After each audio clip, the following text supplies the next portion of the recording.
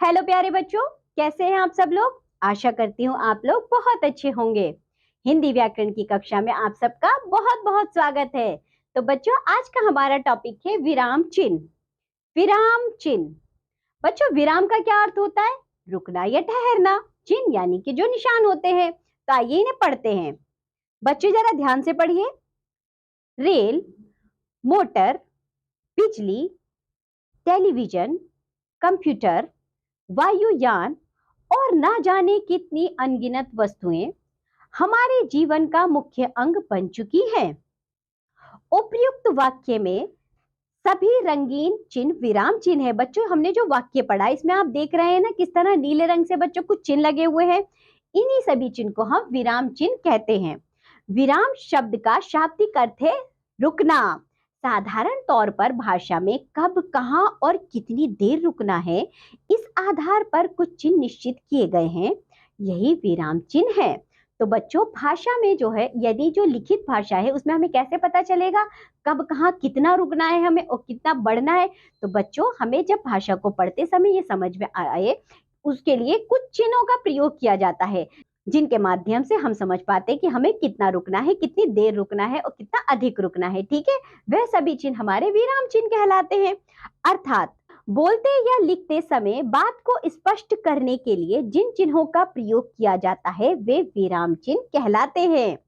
यहाँ अनेक प्रयोग व चिन्हों को हम इस प्रकार समझ सकते हैं।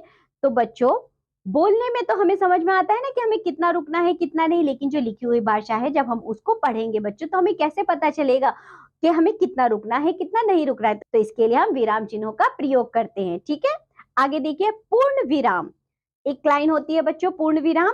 वाक्य समाप्त होने के बाद, जैसे राम घर जाता है, तो इसके अंत में लगाते हैं बच्चों। वाक्य समाप्त होने के बाद राम घर जाता है, हमने पूर्ण विराम लगाया। ठीक, देखिए अल्प विराम, बहुत कम रुकने के लिए, जैसे बस में बच्चे, बड़े व महिलाएं सभी थी। तो बच्चा आपने देखा बच्चे व बड़े के बीच में कॉमा लगा, हम थोड़ा सा ठहरे वहां पर, इसे हम कहते हैं अल्प विराम।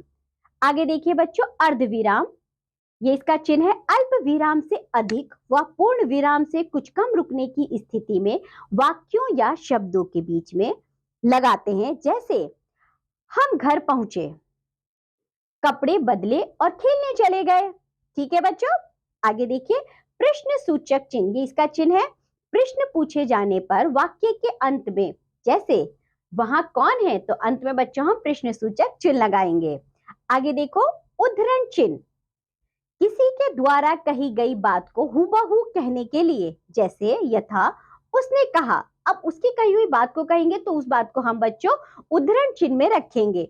मैं आज नहीं जाऊंगा। आगे देख, योजक चिन्ह।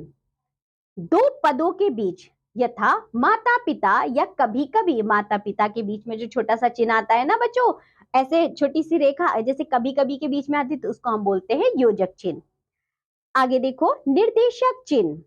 निर्देश देने के साथ ही वार्तालाप के बीच, जैसे यथा जवाहरलाल नेहरू ने कहा आराम हराम है। तो बच्चों, जवाहरलाल नेहरू ने कहा, क्या कहा उस बात को बताने के लिए हमने क्या लगाया? निर्देशक चिन्ह लगाया।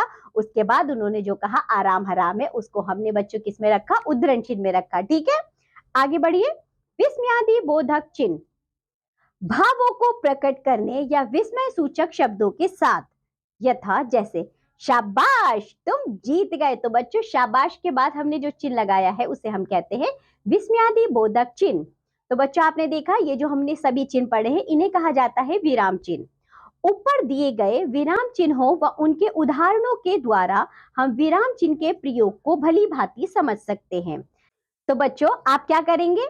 आप कुछ वाक्य लिखेंगे, ठीक है, उनमें विराम चिन्हों का प्रयोग करेंगे। जो भी हमने विराम चिन्ह पढ़े हैं ना, इन विराम चिन्हों का प्रयोग करते हैं बच्चों आप एक पूरा एक पैरा यानी कि एक पैराग्राफ लिख कर लाएंगे। यह आपका होमवर्क है।